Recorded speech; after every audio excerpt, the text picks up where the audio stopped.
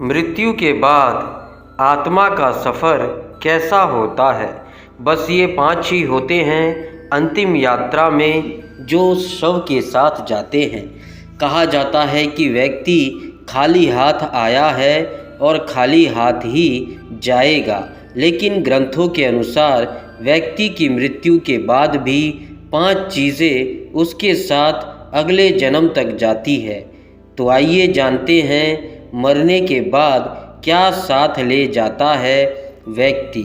आपने अक्सर लोगों को कहते सुना होगा कि मृत्यु के बाद व्यक्ति के साथ कुछ नहीं जाता। जो भी उस व्यक्ति से जुड़ी भौतिक सुख की चीज़ें हैं वह सब यहीं रह जाती है। अगर पुराण, वेद और बाकी धर्म ग्रंथ को देखा जाए तो उनमें स्पष्ट बताया गया है कि व्यक्ति की मृत्यु के बाद भी कुछ चीज़ें उसके साथ अगले जन्म तक जाती है। कुछ चीज़ें ऐसी हैं जिनका भुगतान व्यक्ति के अगले जन्म में भी करना पड़ता है। तो आइए जानते हैं ऐसी कौन सी 5 चीज़ें हैं जो मरने के बाद भी व्यक्ति के साथ जाती है। नंबर 1, मृत्यु के बाद भी साथ जाता है ज्ञान। ज्ञान व्यक्ति को भीड़ में सबसे अलग करता है। ज्ञान के बल पर आप अपनी एक अलग पहचान और लोगों पर छाप छोड़ने में कामयाब रहते हैं। इसलिए अपनी मृत्यु से पहले आप जितना ज्ञान ले लेंगे वह आपके बहुत काम आएगा। दरअसल ऐसी मान्यता है कि जीवित रहते हुए व्यक्ति जो गुण सीख लेता है वह उसके साथ मृत्यु के बाद भी जाते हैं। इसलिए अपना समय खुद को अच्छा ज्ञान और गुण सीखने में व्यस्त करें। श्री गीता में भी इस बात का जिक्र किया गया है कि ज्ञान और दान कभी नष्ट नहीं होता। नंबर 2, मृत्यु के बाद भी साथ जाता है कर्ज। धार्मिक ग्रंथों में बताया गया है कि कर्ज कभी भी व्यक्ति का पीछा नहीं छोड़ता। अगर किसी व्यक्ति ने आपका भला किया है तो उसका ये ऋण जैसा ही मौका मिले उतार देना चाहिए। अगर आप किसी का ऋण नहीं उतारते हैं तो उसे जन्म जन्मांतर तक चुकाना पड़ता है। वह कर्ज उतारना पड़ता है। अगले जन्म में वह कर्ज किसी भी रूप में आपको चुकाना पड़ सकता है। साथ अगर आपने किसी को कर्ज दिया है और उस व्यक्ति की मृत्यु कर्ज चुकाने से पहले ही हो जाती है तो आपको भी बार बार जन्म लेना पड़ सकता है। इसलिए ऐसे व्यक्ति को उसकी मृत्यु के साथ ही माफ़ कर देना आपके लिए उचित रहेगा। नंबर 3, मृत्यु के बाद भी साथ जाती है वासना और मोह।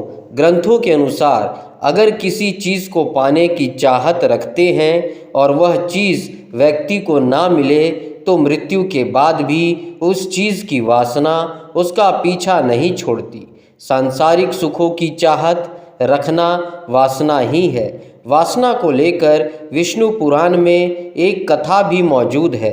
राजा भरत को अपने हिरण के बच्चे से बहुत प्यार था। उसी के बारे में सोचते हुए उसने प्राण त्याग दिए। अगले जन्म में राजा को खुद हिरण रूप में जन्म लेना पड़ा। इसलिए कामना और वासना को अपने मन में हावी नहीं होने देना चाहिए। साथ ही किसी भी चीज़ को लेकर अधिक मोह माया नहीं होनी चाहिए। नंबर 4, मृत्यु के बाद भी साथ जाते हैं कर्म। गीता में कहा गया है कि मनुष्य जीवन बिना कर्म के संभव नहीं है।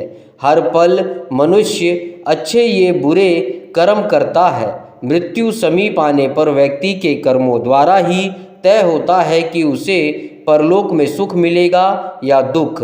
इन्हीं के परिणामों से अगले जन्म में अच्छा बुरा फल प्राप्त होता है। कर्म 7 जन्मों तक व्यक्ति का पीछा नहीं छोड़ते हैं। इसका एक उदाहरण महाभारत में भी मौजूद है।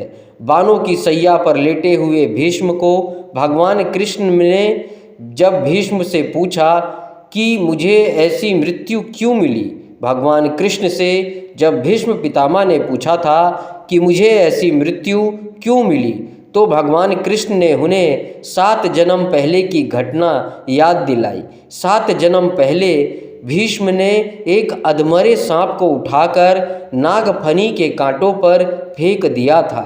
कर्म मनुष्य का कभी पीछा नहीं छोड़ते। नंबर 5, मृत्यु के बाद भी साथ जाता है पुण्य। अपने अक्सर घर के बड़ों से सुना होगा कि दान और परोपकार कभी खाली नहीं जाता। ऐसा आपने ज़रूर सुना होगा। इसका जिक्र शास्त्रों में भी किया गया है। जीवन में अगर कोई अपरिचित व्यक्ति आपकी मदद करता है, इसका अर्थ है कि वह पिछले जन्म में आपके द्वारा किए गए दान और परोपकार को चुका रहा है। इसलिए दान पुण्य करते रहना चाहिए। यह व्यक्ति की मृत्यु के बाद भी उसके साथ में जाता है।